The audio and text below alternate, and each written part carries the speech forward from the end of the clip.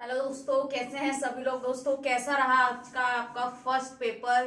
किस प्रकार का प्रश्न आया, किस प्रकार के प्रश्न पूछे गए आपसे, और आपका प्रश्न जो पूछा गया मतलब किस टॉपिक से रिलेटेड था प्रश्न, और किस तरीके से आपने उसको एक्सप्लेन किया। दूसरा कि जो कराया गया था अब तक की क्लासेस में उससे रिलेटेड था या नहीं था, तो आप इसका फीडबैक जरूर दें दोस्तों। किस प्रकार के प्रश्न आप कर पा रहे हैं, नहीं कर पा रहे हैं, या कोई डिफिकल्टीज आ रही है तो उसको आप जरूर बताएं। तो दोस्तों, आज हम आपको लेकर आए हैं मोस्ट इंपोर्टेंट क्वेश्चंस, मतलब लॉन्ग क्वेश्चनों पर बात करेंगे।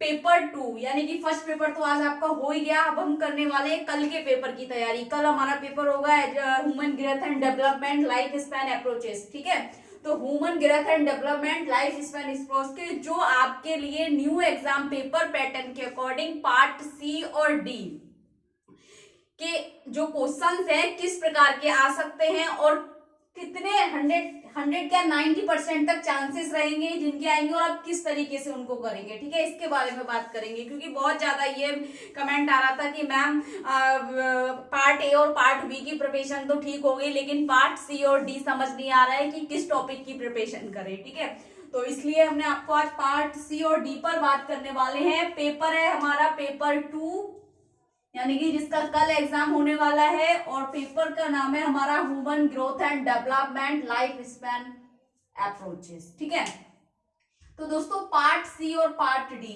इसके अगर हम बात करें पेपर 2 के पार्ट ए और पार्ट बी तो हमने कंप्लीट कर चुके हैं, जिसमें हमने ऑब्जेक्टिव टाइप क्वेश्चन किए थे, मैचिंग टाइप क्वेश्चन किए थे, true and false type question किए थे। ठीक है, अब पार्ट सी में जो है आपके शॉर्ट क्वेश्चंस आएंगे, 5 नंबर के प्रश्न आएंगे। इसमें ध्यान रखना 5 नंबर के प्रश्न होंगे, 150 शब्दों में हमने करना है, और इसमें 4 प्रश्न दिए होंगे, 4 में से आपको केवल 2 प्रश्नों के उत्तर देने होंगे। पार्ट सी की बात हो रही है, पार्ट सी में आपको 4 प्रश्न मिलेंगे, 4 प्रश्नों में आपको केवल 2 प्रश्नों का उत्तर देना है, और उन उत्तर को आपको इतना विस्तृत करना है कि 150 शब्दों में, कम से कम 150 शब्दों में, अधिक से अधिक आप जितना करोगे उतने अच्छे नंबर मिलेंगे। ठीक है ना, लेकिन कॉन्सेप्ट होना चाहिए उसमें क्वेश्चंस का। ऐसा नहीं कि अगर पूछा है कि महात्मा गांधी के बारे में और आप इंदिरा गांधी के बारे में बता रहे हैं, ऐसा नहीं होना चाहिए। क्वेश्चन से रिलेटेड ही आपका मैटर होना चाहिए आंसर के अंदर। ठीक है, तो दोस्तों पार्ट सी के 4 क्वेश्चंस होंगे, 2 करने हैं। हर प्रश्न आपका 5 नंबर का होगा, तो 10 नंबर का हमारा ये होगा पार्ट सी। ठीक है, और केवल आपको 2 प्रश्न करने होंगे। अब बात आती है कि पार्ट सी में हमारे पेपर 2 से रिलेटेड जितने भी टॉपिक्स हैं, हमारे यूनिट्स हैं हमारे सिलेबस में, उनसे कौन कौन से ऐसे टॉपिक है जिनसे रिलेटेड कुछ क्वेश्चन आने वाले हैं कल हमारे एग्जाम में। तो दोस्तों देखिए, सबसे पहला जो क्वेश्चन है आपका, वृद्धि और विकास से आप क्या समझते हैं। जैसे कि पेपर का नाम ही है हमारा ह्यूमन ग्रोथ एंड डेवलपमेंट। ठीक है, मानव वृद्धि और विकास। तो देखिए दोस्तों, वृद्धि और विकास से आप क्या समझते हैं। अब ये आपको 150 शब्दों में करना है एक्सप्लेन, क्योंकि क्वेश्चन जब कोई कमेंट आता है ना किसी का कि मैम कि आपने जो कराया है लेक्चर वीडियो उसमें से 5 नंबर का कैसे एक्सप्लेन करेंगे। भाई एक्सप्लेनेशन आपको करनी है, लेकिन उनका एक तरीका होता है कि क्वेश्चनों का जो आंसर होता है उसका एक्सप्लेनेशन कैसे करें। ठीक है, तो उनका एक्सप्लेनेशन करने में हमें ये चीज ध्यान रखनी होती है कि पहले तो हमसे प्रश्न क्या पूछ रहा है, वृद्धि और विकास से आप क्या समझते हैं। अब वृद्धि और विकास क्या है इसके बारे में आप समझाएंगे। तो दोस्तों देखिए, इसका आंसर हम कैसे करेंगे।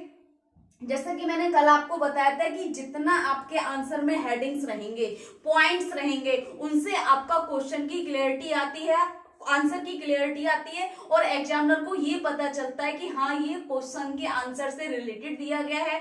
हर टॉपिक को, हर पॉइंट को, हर हेडिंग्स को बहुत अच्छी तरीके से एक्सप्लेन किया गया है। तो आपके हेडिंग के अकॉर्डिंग ही आपको मार्किंग मिलती है। ठीक है, मार्क्स दिए जाते हैं। तो आपको ध्यान रखना है कि आपने क्वेश्चन के आंसर में जितने ज्यादा पॉइंट्स होंगे, तो जितने ज्यादा पॉइंट्स होंगे, जितने ज्यादा हेडिंग होंगे, उतने अच्छे से आप एक्सप्लेनेशन कर पाएंगे। विदाउट हेडिंग्स के अगर आप एक्सप्लेनेशन करते हैं तो एक वो कथा सी हो जाती है, और कुछ समझ नहीं होता कि कहां पर आपने किस चीज को स्पष्ट तरीके से समझाया है। ठीक है, तो दोस्तों कैसे करना है हमने इसको, वृद्धि और विकास से आप क्या समझते हैं। तो एक तो वृद्धि पूछा है और विकास पूछा है, ग्रोथ एंड डेवलपमेंट उन्होंने दोनों पूछा है 5 नंबर में। ठीक है, अब हमने इसको कैसे बताना है। सबसे पहले तो हमने वृद्धि के बारे में बताना है। ठीक, वृद्धि का अर्थ बताएंगे। ठीक है, परिभाषा बताएंगे, थोड़ी सी विशेषता बताएंगे, इसकी विशेषता, ठीक है। वृद्धि और अर्थ और परिभाषा और इसकी विशेषता हो गई, ठीक है। उसके बाद में आएगा हमारा विकास। विकास का अर्थ हो गया, यहाँ आ गया विकास, ठीक है। विकास का अर्थ, परिभाषा, विशेषताएं हो गई विकास की, ठीक है। अब क्या होगी, अगर हम विकास को जब हम समझा रहे हैं तो विकास की आती है अवस्थाएं। यहाँ विशेषता ना बता करके हम यहाँ पर बताएंगे विकास की अवस्थाएं, ठीक है। मानव विकास की जो अवस्थाएं हैं, 4 अवस्थाएं हैं, शैशव अवस्था, बाल अवस्था, किशोर अवस्था और प्रौढ़ अवस्था। तो इन चारों अवस्थाओं को आप बताएंगे 5 नंबर में। वृद्धि का अर्थ परिभाषा बताने के बाद आप जब विकास को एक्सप्लेनेशन करेंगे तो विकास का अर्थ, परिभाषा और उसकी अवस्थाओं को बताएंगे, ठीक है ना। तो मानव विकास की 4 अवस्थाएं हैं उनको बताएंगे, ठीक है। यहाँ पर आपका जब आप कितने हेडिंग, यानी कि 3 हेडिंग हमारे, 4 हेडिंग हो गए वृद्धि के और 4 हेडिंग हो जाएंगे हमारे विकास के, अर्थ, परिभाषा और अवस्थाएं। तो अवस्थाओं के भी 4 हो जाएंगे। यहाँ पर देखिए, शैशवावस्था, ठीक है, बाल्यावस्था,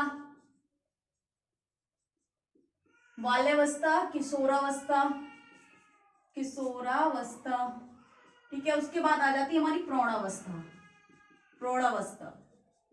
तो ये चारों हेडिंग आप क्या करेंगे, इनको मेन हेडिंग बना करके, मतलब मानव विकास की 4 अवस्थाएं हैं। कौन कौन सी, शैशवावस्था, बालावस्था, किशोरावस्था। तो यानी कि आपका 10 या 12 हेडिंग्स हो जाएंगी। आप समझ रहे हैं, 12 हेडिंग। अगर आप किसी आंसर में 12 पॉइंटों के बारे में एक्सप्लेनेशन करते हैं तो बहुत अच्छा क्वेश्चन आप अटेंड कर रहे हैं, बहुत अच्छे से उसको एक्सप्लेनेशन दे रहे हैं। तो दोस्तों कहीं ना कहीं आप एग्जामिनर इतने सारे हेडिंग्स देखकर आपको 5 नंबर पूरे दे देगा, 5 नहीं देगा, 4 नंबर और हाफ, उसको आपको 4.5 नंबर इसमें आपको मिल जाएगा, ठीक है ना।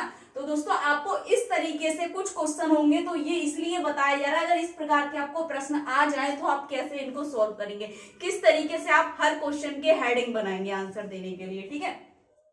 ये तो हो गया हमारा फर्स्ट क्वेश्चन। और ये क्वेश्चन आपके एग्जाम के लिए कम से कम 90% इंपोर्टेंट है, हो सकता है आ जाए। और ये क्योंकि पेपर 2 से विकास, विकास के सिद्धांत, वृद्धि तो आना ही आना है, मानव विकास की अवस्थाएं पूछी ही जाती हैं, ठीक है। और ये आता है 5 नंबर में। और विकास से ये क्वेश्चन तो ऐसा है 10 नंबर में भी पूछा जाता है, 5 नंबर में पूछा जाता है। अब आपको ये भी समझना होगा कि 5 नंबर में पूछा जाएगा तब हमने क्या क्या बताना है, अगर 10 नंबर में विकास के बारे में आ रहा है तब हमने क्या क्या बताना है, इस चीज को भी समझाएंगे आगे, ठीक है। लास्ट तक देखना क्लास, स्किप नहीं करनी है वीडियो। अगर आप स्किप करेंगे तो आप अपना नुकसान करेंगे, ठीक है। दूसरा क्वेश्चन है आपका, वृद्धि और विकास में अंतर समझाइए। अब वृद्धि और विकास में आप अंतर कैसे समझाएंगे, पहले तो आप वृद्धि के बारे में बताएंगे थोड़ा सा। क्या करते हैं लोग, डायरेक्ट क्या करते हैं, वृद्धि और विकास के कितने पॉइंट बना लेंगे आप, ज्यादा ज्यादा 20 पॉइंट बना लेंगे, 25 पॉइंट बना लेंगे। 25 पॉइंट अगर मैं बात करती हूँ 60 या 70 शब्दों में आपके कंप्लीट हो जाते हैं, वहां मार्किंग नेगेटिव हो जाती है, यानी कि आपको अगर 4 या 3 नंबर भी मिलने वाले होते हैं, वहां आपको 2 या 3 नंबर मिल पाते हैं, ठीक है। तो यहाँ पर आपने इस क्वेश्चन का आंसर, अंतर को कैसे समझाना है, पहले तो हमने वृद्धि को अर्थ के साथ इसको बताना है। यहाँ पर अगर आप अर्थ ना बताएं तो परिभाषा और परिचय तो बताएंगे आप, परिचय और परिभाषा 2 हेडिंग आपके ये हो गए, ठीक है। उसके बाद आप विकास को बताएंगे, ठीक है, विकास का अर्थ बताएंगे और परिभाषा बताएंगे, ठीक है। उसके बाद आता है हमारा मेन पॉइंट, हमने अंतर को समझाना है इस क्वेश्चन के। आप क्वेश्चन में ही आपको बहुत सारे पॉइंट्स मिल जाते हैं अगर आप देखें तो। अब अंतर को कैसे समझाना है, यहाँ पर हमने वृद्धि या विकास लिखना है, वृद्धि, और यहाँ लिखना है विकास, ठीक है। बीच में लाइन नहीं करनी है, आपको इतनी बड़ी कॉपी होती है कि आप बहुत अच्छे से अलग अलग इनको कर सकते हैं, ठीक है। लाइन करेंगे तब भी कोई दिक्कत नहीं है, नहीं करेंगे तब भी लाइन करके, तो वही होता है ना कि छोटे क्लासों में जो आप करते थे वही करना है। लेकिन आपको ये ध्यान रखना है कि आप विशेष शिक्षक हैं, उच्च शिक्षा आप प्राप्त कर रहे हैं। तो दोस्तों वृद्धि के बारे में आप यहाँ करेंगे। वृद्धि में भी एक हेडिंग होता है, जैसे जैसे मान लीजिए वृद्धि क्या है, संरचनात्मक है, तो आप यहाँ पर एक हेडिंग डालेंगे इस तरीके से, वृद्धि संरचनात्मक, वृद्धि का परिवर्तन संरचनात्मक होता है, ठीक है, स्ट्रक्चरल होता है। वृद्धि का हमें पता चलता है, जैसे मानव वृद्धि जब हो रही है, उसके शरीर का आकार हो गया, लंबाई हो गई, भार हो गया, चौड़ाई हो गया, उसका कद हो गया, ठीक है ना, उसके अंग हो गए, उनसे हमें पता चलता है कि किसी मानव में वृद्धि हो रही है, शारीरिक वृद्धि, ठीक है। अब विकास क्या है? वृद्धि, विकास का परिवर्तन प्रक्रियात्मक है, विकास का परिवर्तन प्रक्रियात्मक है। अब यहां पर आपने ये कर दिया अंतर में सब, तो फिर आप पहले वृद्धि संरचनात्मक, वृद्धि का परिवर्तन संरचनात्मक होता है, तब आप पहले इसको समझाएंगे, तो आपका एक अंतर में एक हेडिंग कंप्लीट हुआ। विकास का परिवर्तन प्रक्रियात्मक होता है, फिर आपका विकास की तरफ एक हेडिंग कंप्लीट हुआ। दूसरा आप अलग डालेंगे, फिर तीसरा, जैसे वृद्धि क्या है? मात्रात्मक होती है, माप सकते हैं, ठीक है, और विकास क्या होता है? गुणात्मक होता है। विकास को मापा नहीं जा सकता, वृद्धि का हम मेजरमेंट कर सकते हैं, ठीक है। तो दोस्तों आप यहाँ पर एक आपका ये हेडिंग हो गया, अब इसका एक्सप्लेनेशन करेंगे, तब आप नेक्स्ट टॉपिक डालेंगे, नेक्स्ट पॉइंट डालेंगे इसके अंतर में। इस तरीके से आपको वृद्धि और विकास का अंतर समझाना है, तभी आपको अच्छे नंबर मिल पाएंगे। वरना क्या करते हैं, हमको पता सब होता है इनके बारे में, केवल एक एक लाइन लिख देते हैं। क्या एक एक लाइन लिखने से आप स्पष्ट कर सकते हैं विकास और वृद्धि के अंतर को? नहीं कर सकते। आपको उसमें सरल भाषा और अपने शब्दों में समझाना है, ठीक है ना। इस तरीके से आपको करना होगा, ठीक। उसके बाद अगर क्वेश्चन आपका ये आता है, इससे रिलेटेड व्यक्तिक अध्ययन विधि क्या है, यानी कि केस हिस्ट्री जो है, केस हिस्ट्री मेथड। देखिए सभी स्पेशल एजुकेटर हैं, केस हिस्ट्री मेथड एक ऐसा है कि जब आप आने वाले फ्यूचर में मतलब किसी भी स्टूडेंट का आप केस हिस्ट्री लेंगे, ठीक है ना, व्यक्तिक अध्ययन करेंगे, तो उसकी केस हिस्ट्री लेने की क्या क्या तरीके रहेंगे। तो आप सबसे पहले इस आंसर में आप व्यक्तिक अध्ययन विधि के बारे में बताएंगे। व्यक्तिक अध्ययन विधि क्या है, ठीक है, व्यक्तिक अध्ययन विधि क्या है, इसकी विशेषता बताएंगे आप, विशेषताएं, ठीक है। उसके बाद आ जाएगा इसकी विधि, व्यक्तिक अध्ययन विधि की, व्यक्तिक अध्ययन विधि लेने की विधियां या व्यक्तिक अध्ययन की विधियां, यहाँ आ जाएगा एक हेडिंग आपकी विधियां।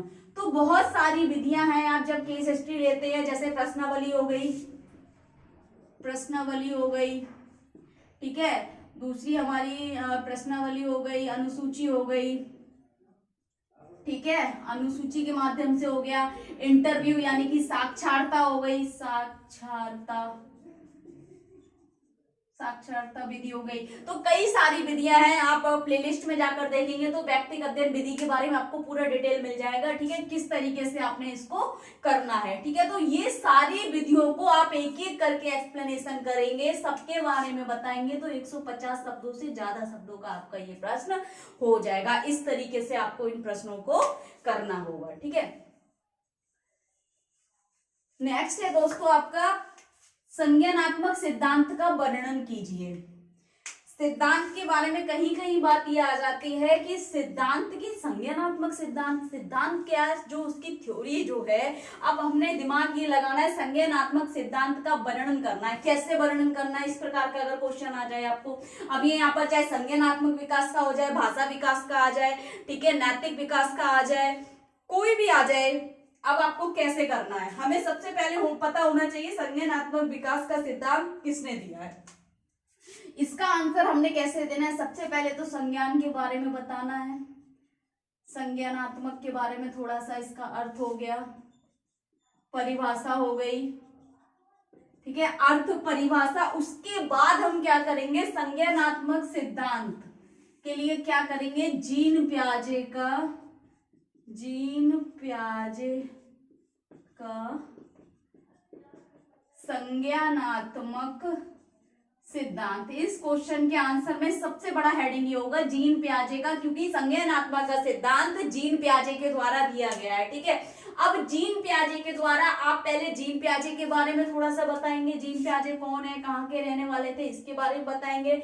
फिर संज्ञानात्मक सिद्धांत के बारे में इन्होंने क्या क्या बताया, इसमें आप स्कीमा भी बताएंगे, ठीक है, स्कीम्स भी बताएंगे, और इसका सामान्यीकरण, ठीक है, और उसके बाद आप बताएंगे अनुकूलन के बारे में, अनुकूलन, सामान्यीकरण। इसके बाद आप इन सभी चीजों के बारे में बताने के बाद आप बताएंगे जीन पियाजे की जो संज्ञानात्मक विकास की 4 अवस्थाएं हैं। जीन पियाजे ने संज्ञानात्मक विकास की जो 4 अवस्थाएं बताई है, उन अवस्थाओं को वर्णन करेंगे। इसके बाद आपका हेडिंग होगा जीन पियाजे के द्वारा संज्ञानात्मक विकास की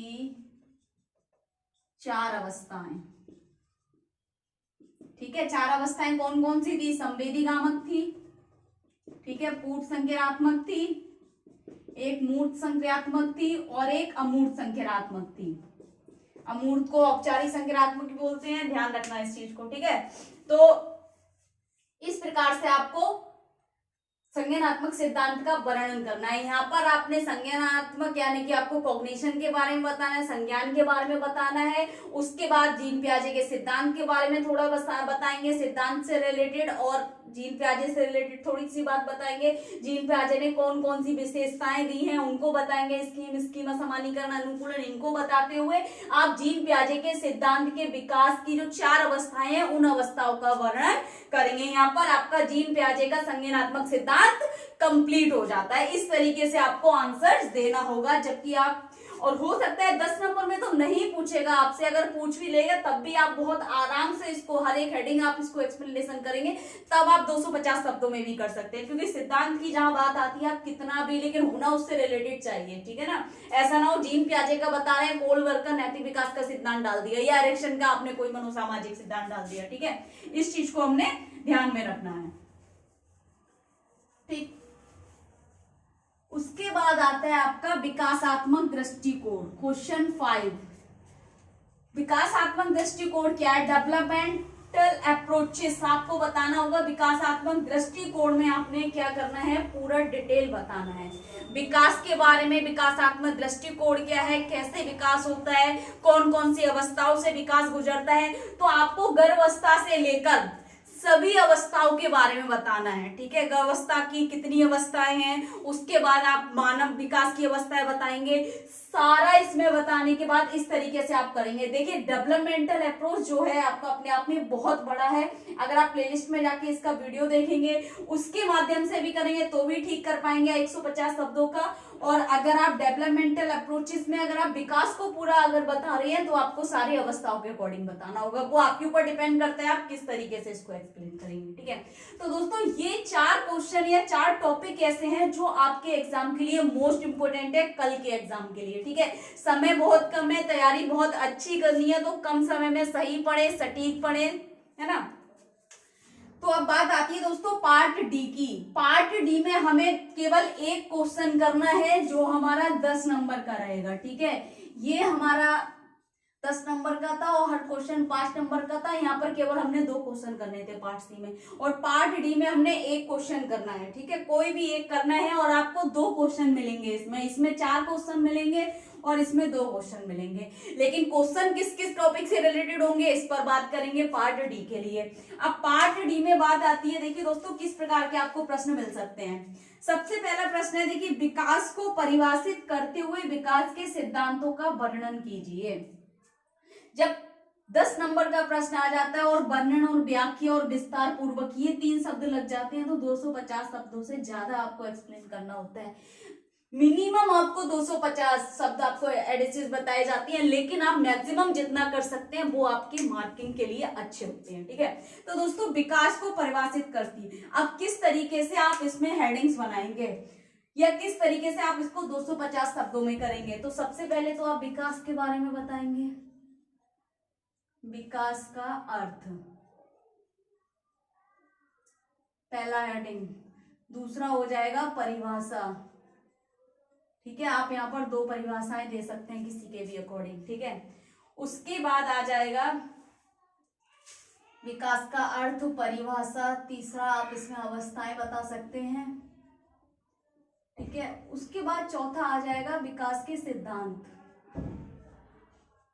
अब आपके सिद्धांत कितने हैं? 1 2 3 4 5 6 7 8 9 10 कम से कम 10 सिद्धांत आप विकास के बता सकते हैं, और हर सिद्धांत को आप क्या करेंगे, मेन हेडिंग डालेंगे सबसे से विकास के सिद्धांत, ठीक है। उसके बाद आपका छोटा जो हेडिंग रहेगा वो रहेगा आपका क्या रहेगा यहाँ पर कि विकास क्या है। विकास एक निरंतर चलने वाली प्रक्रिया है, तो आप विकास को एक्सप्लेन करेंगे कि निरंतर चलने वाली प्रक्रिया क्या है, कैसे आप उसको करेंगे, किस तरीके से, ठीक है। तो यहाँ पर विकास एक निरंतर चलने वाली प्रक्रिया है, उसके बाद आप इसके बारे में थोड़ा सा एक्सप्लेन करेंगे और समझाएंगे, ठीक है। तो यहाँ पर आपके 4 और 10 14 कम से कम, अगर 14 पॉइंटों का आप कोई भी आंसर देते हैं तो बहुत ही अच्छा 200 शब्दों में आप उसको बहुत अच्छे से एक्सप्लेन कर पाएंगे, ठीक है। उसके बाद दूसरा क्वेश्चन है आपका, बुद्धि को परिभाषित करते हुए बुद्धि के प्रकार एवं बुद्धि परीक्षणों की व्याख्या कीजिए। यानी कि आपको इंटेलिजेंट को आपने कैसे बताना है यहाँ पर। अब उन्होंने इस क्वेश्चन में आपसे पूछ लिया है बुद्धि को परिभाषित कीजिए, तो सबसे पहले आप बुद्धि का अर्थ बताएंगे यहाँ पर, बुद्धि का अर्थ पहला हेडिंग। दूसरा हो जाएगा परिभाषा, आप 2 परिभाषा दे सकते हैं। थॉर्नडाइक ने 3 प्रकार की बुद्धि बताई है, थॉर्नडाइक के अनुसार दे सकते हैं, हावर्ड गार्टनर के अनुसार बुद्धि का सिद्धांत दे सकते हैं, ठीक है। परिभाषा दे सकते हैं। बुद्धि की तो कई सारी परिभाषाएं या हर मनोवैज्ञानिक ने अलग अलग बताई हैं, ठीक है। तो दोस्तों बुद्धि, उसके बाद उन्होंने पूछा है बुद्धि के प्रकार। तो आप बुद्धि के प्रकार थॉर्नडाइक के अनुसार तो 3 प्रकार की बुद्धि है हमारी। मूर्त, सबसे पहले हमारा हेडिंग होगा कौन सा, फर्स्ट, सेकंड, तीसरा हेडिंग होगा हमारा बुद्धि के प्रकार। बुद्धि के प्रकार में आप बुद्धि के प्रकार बताएंगे, मतलब बुद्धि के प्रकार लिखेंगे वहां पर 1 2 3। उसके बाद फिर हेडिंग आप डालेंगे मूर्त बुद्धि, मूर्त बुद्धि। तो मूर्त बुद्धि का आप हेडिंग डालेंगे, मूर्त बुद्धि के बारे में एक्सप्लेन करेंगे, मूर्त बुद्धि क्या है, किन व्यक्तियों में पाई जाती है, विशेषता क्या है, अन्य इसके किन किन नामों से जाना जाता है, सारा एक्सप्लेन करेंगे। अमूर्त बुद्धि, अमूर्त बुद्धि, सामाजिक बुद्धि, ठीक है। ये 3 बुद्धि हैं हमारी, बुद्धि के प्रकार हैं, मूर्त, अमूर्त और सामाजिक, ठीक है। तो दोस्तों इसमें इस तरीके से आपके ये हेडिंग बनते हुए जाएंगे, ठीक है। उसके बाद उन्होंने क्या पूछा है, बुद्धि परीक्षणों के प्रकार। तो बुद्धि परीक्षणों के प्रकार हमने आपको 4 प्रकार कराए हैं। जैसे सबसे पहला हो गया शाब्दिक बुद्धि परीक्षण, इसके बाद आपने डालेंगे यहाँ पर हेडिंग बुद्धि परीक्षणों के प्रकार, ठीक है। बुद्धि परीक्षणों के प्रकार डालने के बाद आप इसमें जितने भी प्रकार हैं कौन कौन से, शाब्दिक बुद्धि परीक्षण, बुद्धि परीक्षण, ठीक है, अशाब्दिक